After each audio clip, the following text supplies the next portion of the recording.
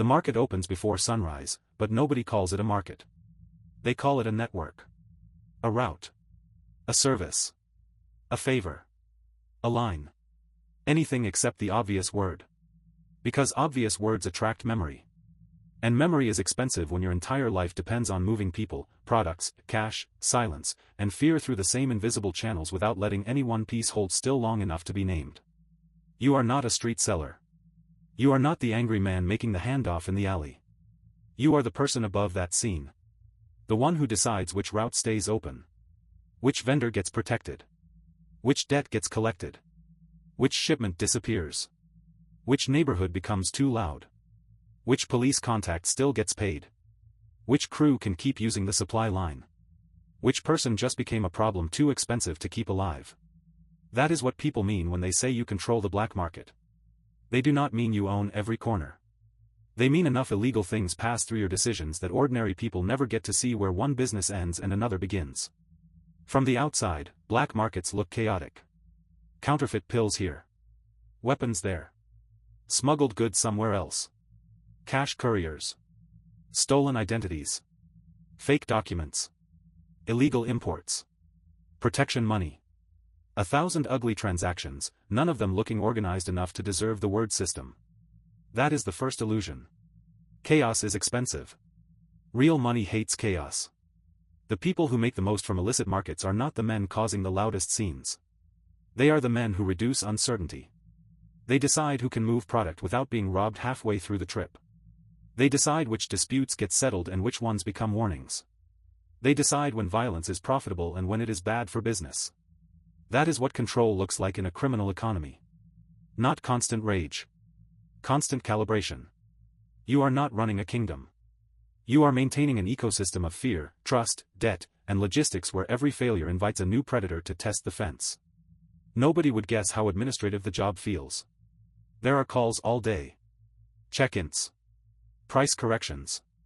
New routes. Storage problems. Seized goods. Drivers who want more. Enforcers who want permission. Suppliers who want guarantees. Customers who want certainty in a world built from broken promises.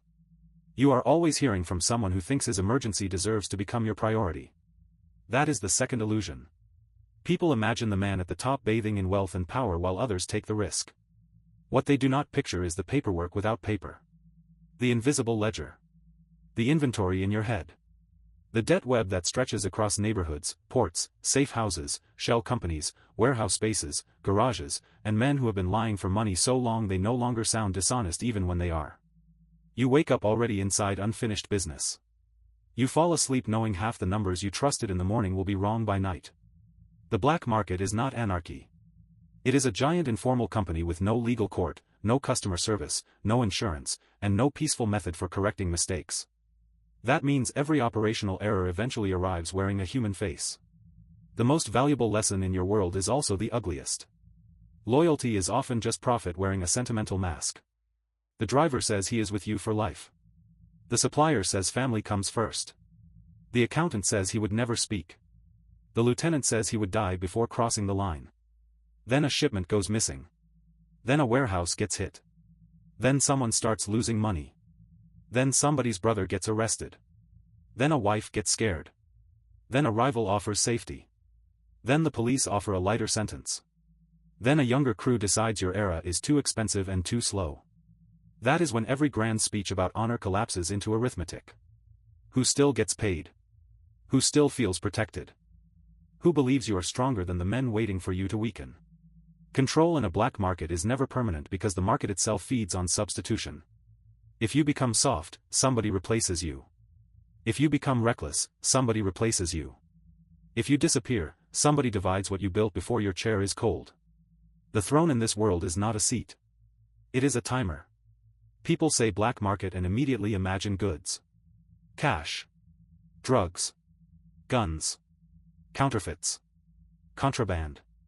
But if you are really in control, you learn very quickly that the most important thing moving through the system is not product. It is permission.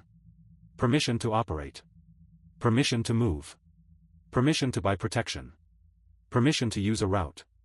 Permission to borrow a badge, a truck, a warehouse, a contact, a customs window, a storefront, a false invoice, a burner phone, a clean account, or a night where nobody asks too many questions. That is why the powerful men in illicit trade often look more like managers than monsters. They are running access. And access is more profitable than almost anything else because everybody below you needs it. The seller needs a path. The courier needs a corridor. The cleaner needs time. The corrupt official needs assurance. The violent man needs legal-looking silence around his violence. You are not only controlling goods.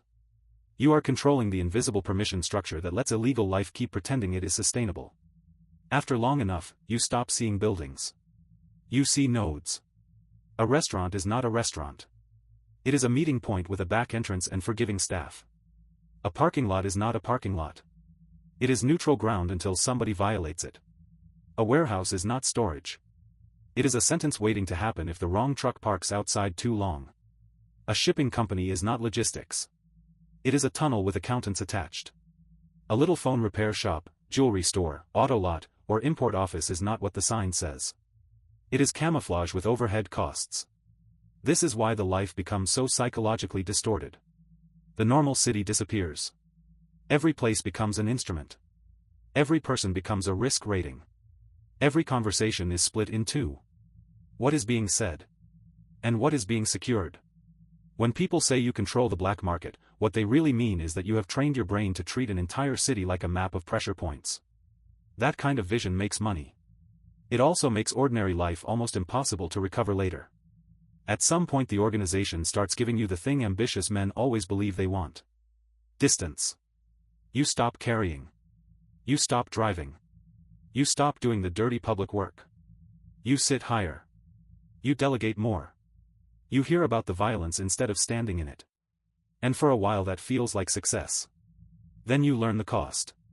The higher you rise, the fewer true signals reach you intact. Everyone edits reality before it gets to your table. They protect themselves. They flatter you. They cut details. They bury side payments. They turn losses into delays and betrayals into misunderstandings because nobody wants to be the first person who arrives with bad news in a system where bad news often gets attached to punishment. That means power creates blindness. The man who controls the market is also the man most vulnerable to filtered information. He is rich in access and poor in certainty. He can order anything except honesty. And the day you realize people are staging reality for you, the whole structure becomes terrifying.